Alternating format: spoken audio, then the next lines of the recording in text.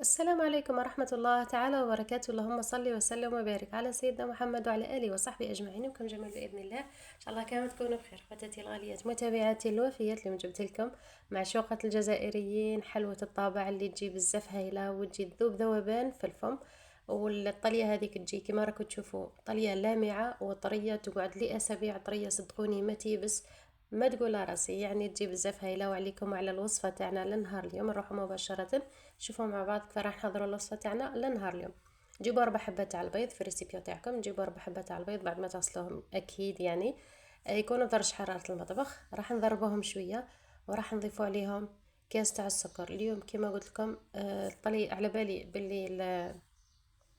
بلي حلاوة الطابع ولا طورنو كامل تعرفوا ديروهم، ولكن كاين فرق صغير فقط بسيط فقط بين حلوة الطابع بالطلية وحلوة الطابع يعني هذيك اللي نطلوها بصفار تاع البيض فقط، يعني كاين فرق صغير ما بيناتهم فقط. تبعوا الفيديو وراح نكتشفوه مع بعض للنهار اليوم. هنايا كما قلت لكم ضفت الكاس الاول يعني تاع السكر. راح نضيف الزيت بالتدريج، يعني دائما كما نقولوا كما نقول لكم الزيت ضيفوه يعني بالتدريج، يعني الزيت حلوة الزيت ماشي كيما حلوة المارغرين ولا حلوة الزبدة. وراكم تضربوا يعني حتى تحسوا باللي هذاك السكر تاعكم ذاب. يعني كل ما ذاب السكر كل ما الحلوة تاعكم راح تجيكم طرية. يعني السكر كيما نعرفوا هنايا الحبيبات هذا لازمو يذوب. هنا كما قلت لكم كمل ضفت هذا الكاس تاع الزيت كما راكم تشوفوا. كنت درت في الاول ملعقه تاع لافاني، ولكن حسيت لافاني غير شويه. كما نعرفوا حلوه الطابع تحب المنسمات كما القارص كما لافاني، يعني كثروا لها شويه تاع القارص وكثروا لها شويه تاع لافاني، يعني راح تعطي لكم واحد لوغو يعني بزاف هايل، سورتو كي تكون طيب. هنايا ضفت كاس تاع نشا، يعني كذلك ضيفوا لها كاس تاع نشا باش تجيكم هكذا، تجيكم طريه وتجيكم مقرمشه في نفس الوقت، يعني ما تجيكمش يابسه وما تجيكمش طريه خلاص بزاف. يعني ضيفوا لها كاس تاع نشا هذاك. ضربوا كذلك جيدا. هذا ما فيها الوصفه تاع حلوة الطابع تاعنا لنهار اليوم. كما قلت لكم كاين سر فقط واحد بين حلوة الطابع تاع الطلية وحلوة الطابع تاع اللي ندهنوها بصفار البيض فقط. هنا كيما شفتوني كنت درت غير ملعقة فقط صغيرة تاع خميرة الحلويات. حلوة الطابع ما تكثرولهاش الخميرة، يعني باش ما تتنفخش معاكم وباش ما تتفلقش يعني داخل الكوشه كي تكون الطيب. يعني كيما شفتوها تجي قوام تاعها كيما الصابلي بالضبط.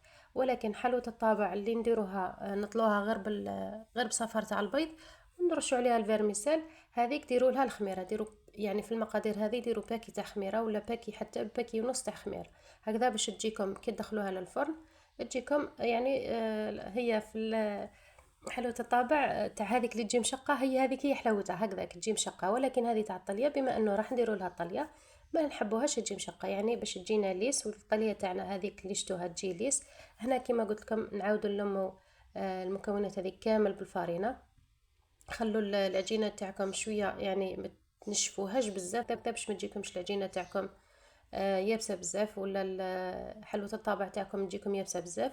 السمك تاعها كيما نعرفوا حلوة الطابع كذلك ما يجيش عالي بزاف بزاف وما يجيش رقيق كيما قوام الصابلي، يعني يجي في المتوسط تاع في زوج. سورتو هذه كيما قلت لكم تاع الطليه. هنا كيما راكم تشوفوا طبعوا بالطابع اللي عندكم. انا درت شحال من شكل هنايا كيما شفتوا معايا اليوم.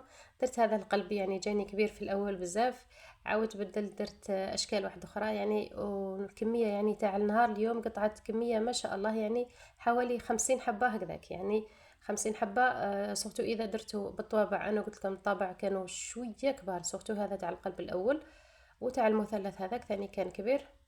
قلت لكم اذا درتوا بطوابع شويه صغار راح تقطع لكم حتى 60 حبه، يعني كميه ما شاء الله. هنا كما راكم تشوفوا بعد ما درتهم يعني طيبتهم طيبوهم يعني طيب العادي تاع الصابلي وتاع حلوه الطابع، يعني كما نعرفوا. شوفوا الشكل تاعهم كيف جا. قلت لكم ما تفلقت هذيك الحلوه ما تشقت ما والو. قلت لكم هذه حلوه الطابع اللي راح نديروها بالطليه ما لا نحبوهاش تجي مشقه. ولكن اذا حبيتوا ديروا حلوه الطابع اللي تدهنوها غير بصفار تاع البيض فقط، هذيك كثروا لها الخميره. الطياب تاعها كذلك كي تجوا طيبوها في كوشه بارده، يعني دخلوا البلاوات تاعكم للفور ولا الكوشه تاعكم بعدها شعلوا.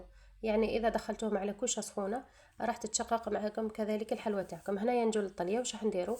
درت فيها 4 كاس تاع الزيت، 4 كاس تاع حليب، 4 كاس تاع قارص، 4 كاس تاع مزهر. راح نخلي لكم المقادير مكتوبة في صندوق الوصف، فراح تلقاوهم بالضبط يعني للناس اللي تحب الوصفات المكتوبة. راح نخليهم الخياتي إن شاء الله.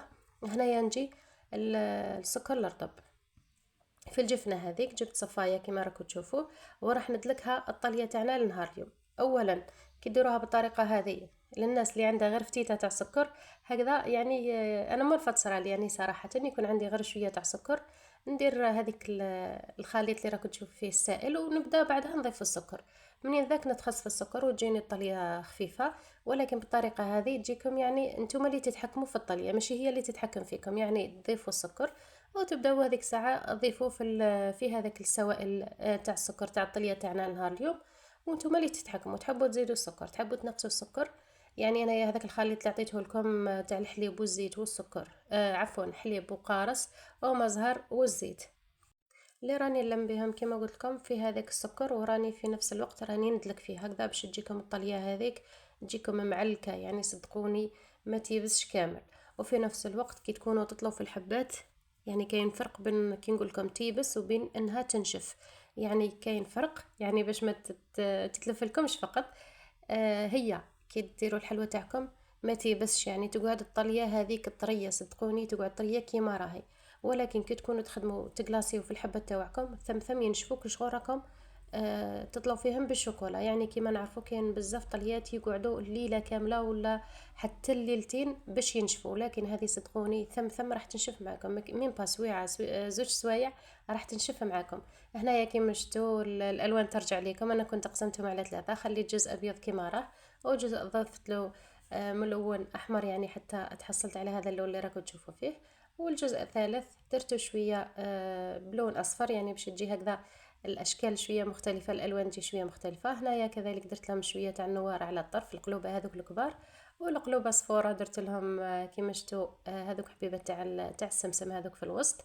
وهذوك البيوضه كذلك بعد ما طليتهم هذوك المثلثات درت لهم شويه تاع نواه كوكو. كان اصلا عندي يعني وش عندكم تزيين وش قاعد لكم من العيد العيد صغير جيبوا التزيين هذاك وديروا. كما نعرفوا حلوة الطابع ما تحتاجش تزيين بزاف يعني تقدروا غير شوية تاع فيرميسال وانتم فريتوها يعني ما تكلفوش رواحكم في حلوة الطابع. انا هذا التزيين كان اصلا قاعد لي يعني ما كلفت روحي ما والو. كما قلت لكم هنايا درت هذوك المثلثات درتهم بشكل ابيض، بعدها ضفت عليهم شوية تاع نواه كوكو من الفوق كان ملون هذاك نواه كوكو. يعني هذا مكان. وهذوك الدويورات صغيرين هذوك اللي الحبيبات صغيرين كذلك قعد لي شويه من الابيض وشويه من الغاز هذاك هنا كما راكم تشوفوا وعاود كملتهم. اذا كنتي اول مره تشاهدي قناتي ما تنساش الاشتراك في القناه وتفعيل زر الجرس باش توصلك كامل الفيديوهات باذن الله. ما تنساش اختكم هذاك الجيم وهذاك الكومنتار فضلا وليس امرا فقط. ما تنساوش كذلك تجربوا الوصفه عينيكم مغمضين. هذا هو الفيديو تاعي معاكم للنهار اليوم. هذا هو الشكل النهائي تاع حلوة الطابع للنهار اليوم معشوقة الجزائريين. قلتلكم شوفوا هذيك الطريقة كيفاه تجي لامعة وتجي طرية ونشفت كيما راني نوريكم في نفس يعني الساعة. ثم يعني نشفت لي هذيك الطلية وما هيش راح تغلبكم كامل وراح تجيكم ما شاء الله صدقوني وصفة من أروع الوصفات اللي ممكن انكم تجربوهم. هذا هو الشكل النهائي تاع الطبق تاعنا لنهار اليوم. هذا هو الفيديو تاعي مع اخواتاتي. دمتم في رعاية الله وحفظه والى اللقاء.